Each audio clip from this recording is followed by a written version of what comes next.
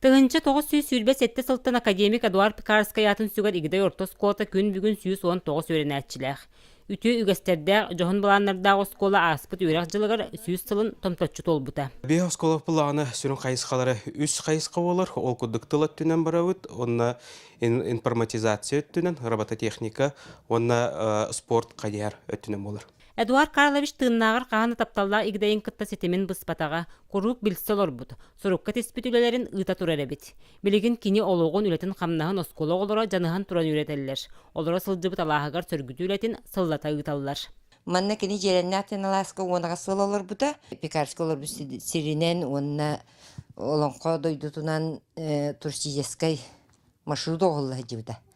Онтой бу бирин сөргүтүллен өсө ол маршрут бут кеңен инди битигер өсө үлебит элбак. Оголор үрәккә спортка стихиләреннән осколаларын атын жоһонлук аттатарга, әҗейдәрен обайдарын үтү холобардан честәхтик батыһарга жолуһаллар.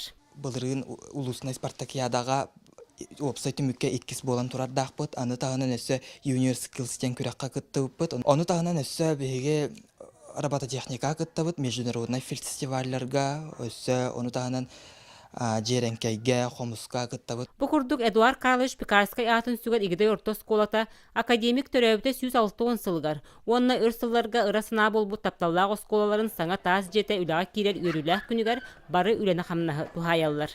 Вера Матвеева, Прасковья Татаринова, Саха телевидениете, Татта.